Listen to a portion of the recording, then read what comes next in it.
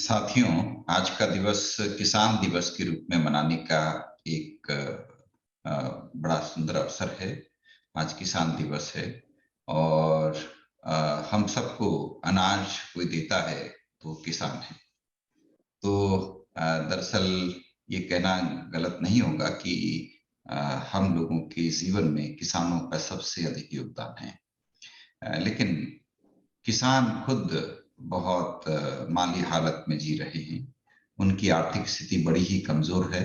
उनके पास में आमदनी के साधन बहुत सीमित हैं और इस वक्त ये जरूरी है कि हम चिंतन करें कि किसानों की आमदनी कैसे बढ़ाई जा सकती है।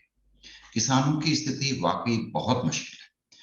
कोई भी किसान अपने बेटे को वापस किसान नहीं बनाना चाहता। हकीकत यही है। हर किसान चाहता है कि उसका बेटा और कुछ भी बन जाए, भले ही चौकीदार बन जाए, भले ही एक छोटा सा एम्प्लॉय बन जाए, मजदूर बन जाए, लेकिन वो किसान नहीं बने। और जो लोग किसान की पढ़ाई करते हैं यानी एग्रीकल्चर साइंस की पढ़ाई करते हैं, वो भी किसान नहीं बनना चाहते। वो किसी बैंक में अधिकारी बनना चाहते हैं, किसी एनालिस्ट के रूप में काम करना चाहते हैं, किसी फर्टिलाइजर कंपनी या पेस्टिसाइड कंपनी में नौकरी करना चाहते हैं, लेकिन किसान कोई नहीं बनना चाहता। तो क्या वो दिन भी आएगा जब भारत के किसान एक खुशहाल जिंदगी जी पाएंगे, आर्थिक रूप से संपन्न होंगे और फख्र से कहेंगे कि मैं किसान हूं, और अपने बच्चों को भी एनकरेज करेंगे कि तुम भी यही काम करो, सेवा का इससे अच्छा काम क्या हो सकता है। तो ये प्रश्न मेरे को तो पता नहीं, इसका उत्तर आप में से कोई दे सकते हैं क्या? नहीं तो हमारे पास में एक किसान है जिनका अभिनंदन करने के लिए हम ये आयोजन कर रहे हैं, और आज के दिवस पर किसानों का अभिनंदन होना ही चाहिए।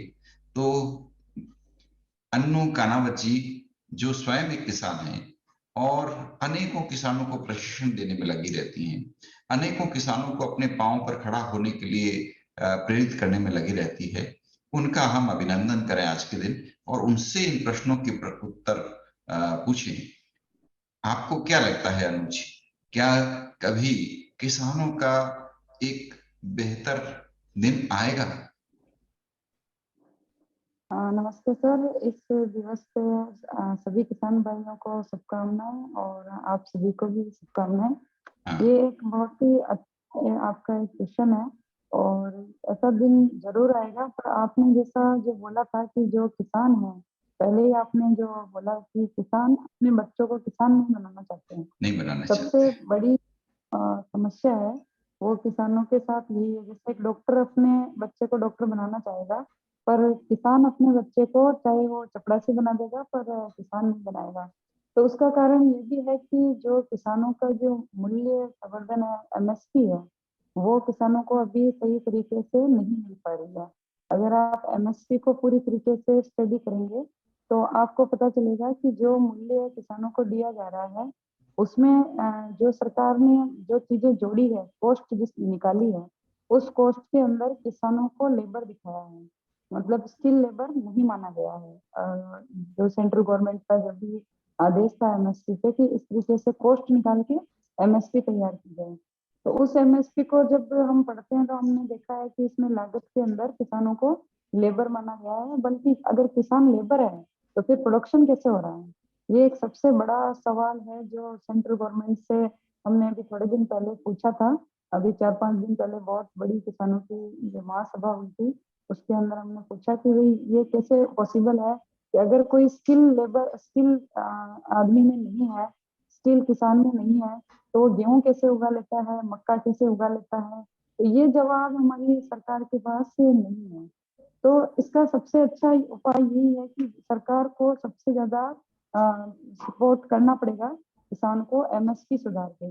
जब तक किसान को अच्छी एमएसपी नहीं मिलेगी, अच्छी रेट नहीं मिलेगी, तब तक उसको फायदा नहीं होगा। और जब फायदा ही नहीं होगा तो किसान अपने बच्चों को इस क्षेत्र में क्यों झोंकेगा?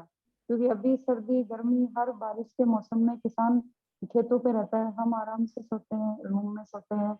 जितने साइंटिस्ट है उनको कितनी ही सुविधाएं अवेलेबल सरकार करवा रही है, मगर जो वास्तव में अन्नदाता है, जो किसान कमा के सभी घरों तक भोजन पहुंचा रहा है, उसको सरकार कोई देख रेख नहीं है, उसकी कोई रेस्पॉन्सिबिलिटी सरकार नहीं ले रही है। तो इसको देखते हुए किसान थोड़े से पीछे हट जाते हैं कि हम हमारे बच्चों को जो हमने सहन किया है वो हमारे बच्चों को क्यों करें। तो इसके लिए सबसे बड़ा जो उपाय मेरे को लगता है वो एमएसपी का ही लगता है कि अगर किसानों के हर डिस्ट्रिक्ट में एक अच्छी मंडी हो जहाँ पर किसान अपनी उत्पादन को, जैसे सपोज अभी आप एफपीओ हो गया, बहुत सारे जो मंडियां हैं, तो मंडियों में के अंदर भी किसानों को सही रेट नहीं मिल पाती है। वहां पर भी जो आड़ती होते हैं जो बीच में जो परचेज करते हैं, वो जो कमोडिटी होती है वो किसानों को मंडी से पहले ही वो चीज परचेज कर लेते हैं, क्योंकि किसानों के पास छोटे स्तर पर खेत है, जैसे किसी के पास 4 बीघा है, तो 4 बीघा के अंदर मान लीजिए आप 5 बोरी या 4 बोरी भी अगर गेहूं की हुई है, मक्का की हुई है, तो वो उसको मंडी तक नहीं पहुंचा पा रहा है, क्योंकि मंडी तक पहुंचाएगा जो ट्रांसपोर्ट का जो पैसा है वो लग जाएगा।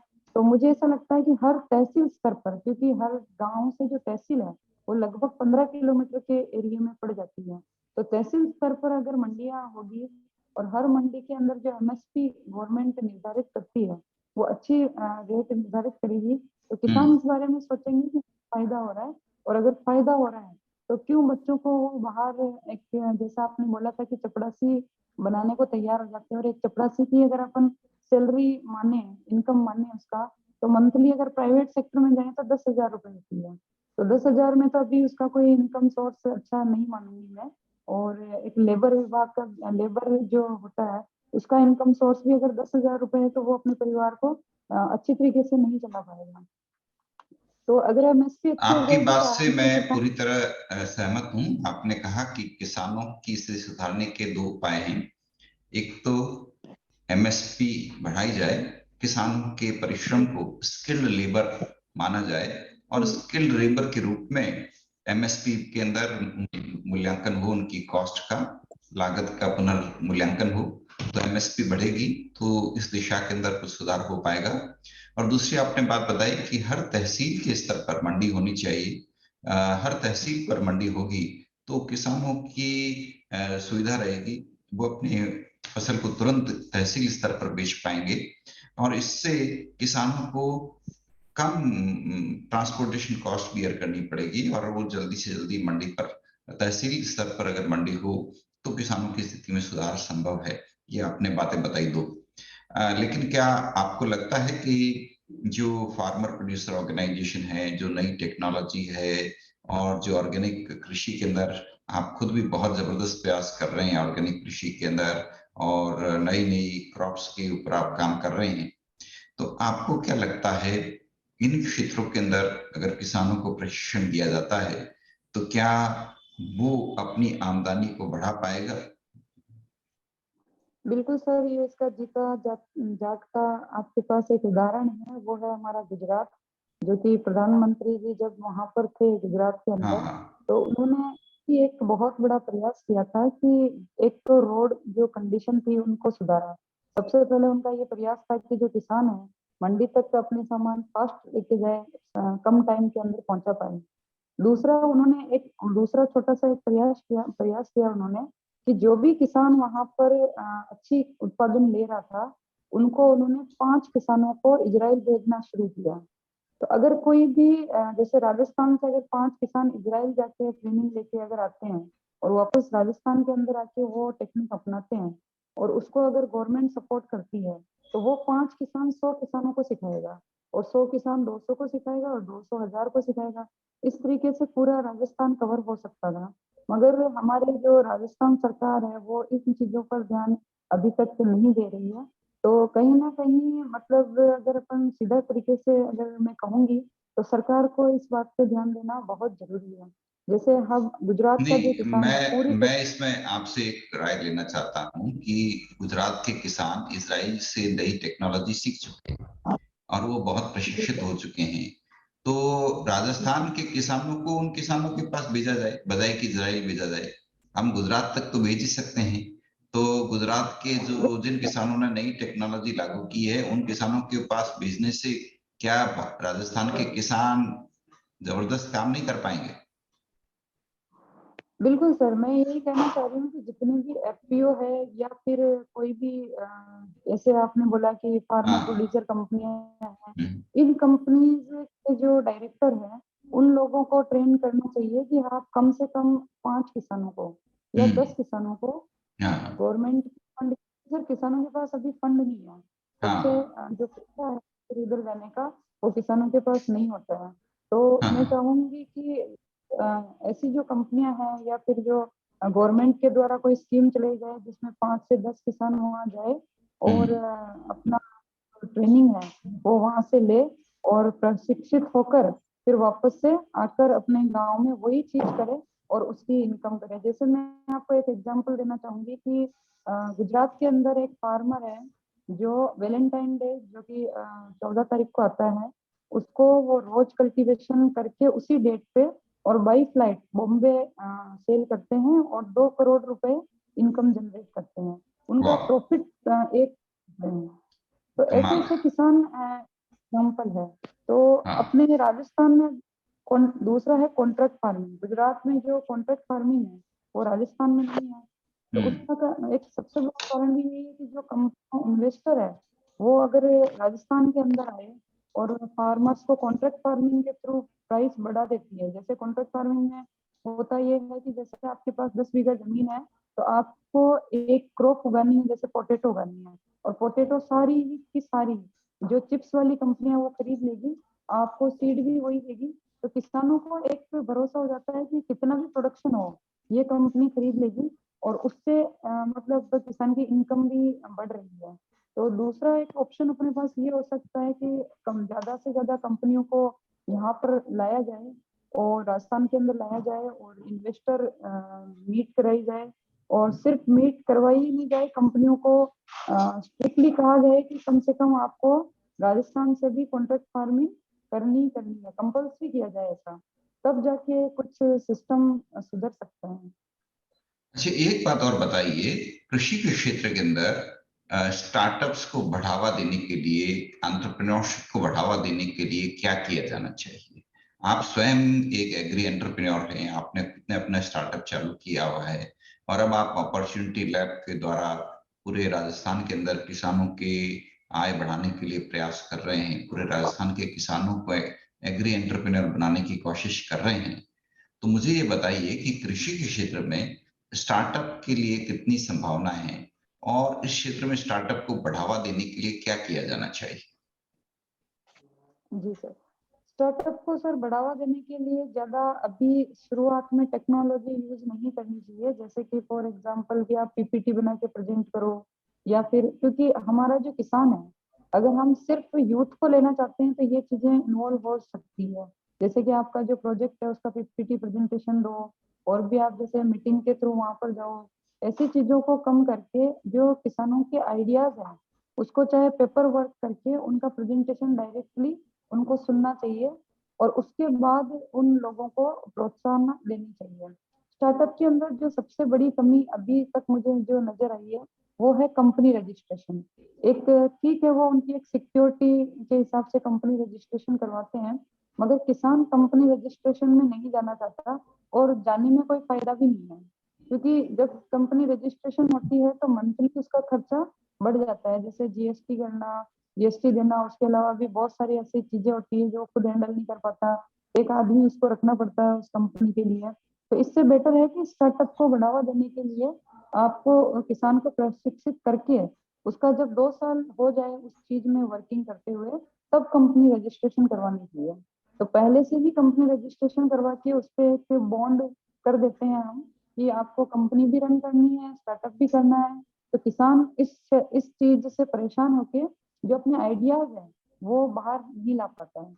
और रही बात अगर बच्चों की, जैसे न्यू एंटरप्रेन्योर है, न्यू जनरेशन है, उनको अगर बढ़ावा देना है तो उनका भी जो आइडिया है उसको समझ के और जो इन्वेस्टर है उनके साथ मीट करवा के फिर उस स्टार्टअप को बढ़ावा देना चाहिए। तो वो आगे भी बढ़ेंगे और बहुत जल्दी प्रोग्रेस करेंगे। मतलब जो चीज वो 3 साल में नहीं कर पाते वो चीज हो सकता है कि वो 2 साल में कर पाए, क्योंकि स्टार्टअप बहुत के साथ एक दूसरी कंपनी इन्वॉल्व होती है। बहुत बढ़िया बात बताई आपने। एक और प्रश्न था मेरा कि ये नई पीढ़ी के अंदर कृषि और एग्रीकल्चर टेक्नोलॉजी बेस्ड कृषि को बढ़ावा देने के लिए और कृषि में नवाचार को बढ़ावा देने के लिए क्या काम किया जाना चाहिए? कृषि के क्षेत्र में सर नवाचार को बढ़ावा देने के लिए क्या किया जाना चाहिए? देखिए, आज का जो यूथ है सर, सबसे ज्यादा मोबाइल मोबाइल के अंदर वो लोग ऐसी चीजें देखते हैं जो उनको मतलब नहीं देखनी चाहिए। एक तरह से एग्रीकल्चर का कोई भी चीज मोबाइल में वो नहीं देखते हैं। जैसे कि कोई भी बच्चा खेती करना कैसे है वो मोबाइल में नहीं देखता है। तो मुझे लगता है कि युवाओं को अगर हमें बढ़ावा देना है, युवाओं को हाँ, कृषि के अंदर लेना है, तो ज्यादा से ज्यादा प्रैक्टिकल राजेश एक्टिविटीज। जी आप म्यूट कर लें, आपकी आवाज उधर से आ रही है। राजेश जी थोड़ा सा म्यूट कर लें अपने आप। हाँ, अब बोलिए, अब आवाज आ जाएगी। जी सर। तो मैं आपको कह रही थी कि जैसे जो बच्चे हैं हमारे यूथ है उनको ज्यादा से ज्यादा प्रैक्टिकल नॉलेज होना चाहिए, फील्ड पे ले जाना हाँ, चाहिए, को दिखानी चाहिए क्या प्रॉब्लम्स को आ रही है। सबसे बड़ी इनोवेशन तभी होगा जब आप प्रॉब्लम समझेंगे कि प्रॉब्लम क्या है। तो जब आप प्रॉब्लम समझेंगे कि जैसे आप फील्ड पे लेके गए या किसी गांव में ग्राउंड भ्रमण करवाया आपने, उस गांव में बच्चों ने देखा कि भाई प्रॉब्लम क्या आई है, क्या किसानों की प्रॉब्लम है और इस प्रॉब्लम को हम कैसे सोल्व कर सकते हैं, हाँ, तभी हाँ, नवाचार आएगा। हम राइट। किसी को घर में बिठा और हम नवाचार ढूंढेंगे तो वो नहीं मिलेगा। तो मुझे मतलब लगता है आपके कि अनुसार फील्ड में ले जाना चाहिए बच्चों को अधिक से अधिक। फील्ड में। जितना फील्ड का एक्सपोजर होगा उतना ही किसानों के अंदर नवाचार होगा, उतना ही हमारे जो विद्यार्थी हैं उन विद्यार्थियों में नवाचार की प्रवृत्ति आएगी और कृषि के क्षेत्र में नवाचार आएगा। तो जो अभी जो हमारी पढ़ाई का सिस्टम है उसमें बदलाव जरूरत है। स्कूलों में, कॉलेजों में भी, स्कूल से ही ये काम शुरू कर दिया जाना चाहिए कि बच्चों को कभी फील्ड ले जाएं और उनको अपने हाथ से कुछ पौधे उगाने, प्लांटेशन करने, कृषि की फसल को संभालने, इस तरह के कामों के अंदर इन्वॉल्व करवाया जाए ताकि वो इस क्षेत्र के अंदर रुचि लें और उसके बाद में वो नवाचार कर पाएंगे। तो सर ये एक भविष्य बहुत बड़ा। भविष्य आपको कैसा नजर आता है? भारत का में किसानों का भविष्य कैसा नजर आता है आपको? सर अब जो किसान हैं वो बहुत ही मतलब एक्टिव हो गए हैं इस चीज को लेके और समझदार भी समझ भी रहे हैं कि हमें हाँ, हाँ, भविष्य में ऐसे बच्चों की जरूरत पड़ेगी या हमारी नई जनरेशन की जरूरत पड़ेगी जो इस खेती को संभाल पाए। तो हम्म, अब लगभग जिसका जैसे आपने देखा होगा कि जैसे एग्रीकल्चर कॉलेज है उसमें भी सीट दिन प्रतिदिन बढ़ रही है, कॉलेज दिन प्रतिदिन बढ़ रहे हैं तो भी सीटें मतलब फुल हो रही है, खाली कोई भी सीट नहीं है। इसका मतलब ये है कि बच्चे ज्यादा से ज्यादा एग्रीकल्चर सेक्टर में आ रहे हैं और समझ रहे हैं इस चीज को। और आने वाले टाइम में मुझे लगता है कि एग्रीकल्चर का बहुत ही सुनहरा भविष्य है। और हमारे इंडिया के अंदर तो 70% जो पब्लिक है, 70% जो किसान भाई है, चाहे वो अपने केरल से हो या किसी भी क्षेत्र से हो, पर 70% आबादी कृषि पर निर्भर करती है। तो मुझे लगता है कि आने वाले टाइम में बहुत ही इसका सुनहरा भविष्य है। बहुत बहुत धन्यवाद। आपको आज के किसान दिवस की बहुत बहुत बधाई। और थैंक यू। आप हजारों किसानों को प्रशिक्षण दे रहे हैं, की कोशिश कर रहे हैं। आप इस प्रयास में कामयाब हों और आपके द्वारा प्रशिक्षित किसान बहुत सफल किसान बने, खूब समृद्धि को हासिल करें और ये आपके एफर्ट्स पूरे देश के लिए एक अनुकरणीय प्रयास बन जाए। और जो आपने मालदा ऑर्गेनिक करके अपना स्टार्टअप शुरू किया है उसके लिए भी हमारी हार्दिक शुभकामनाएं कि वो नई ऊंचाइयों को हासिल करे और आपका स्टार्टअप अपने आप में एक मिसाल बन जाए।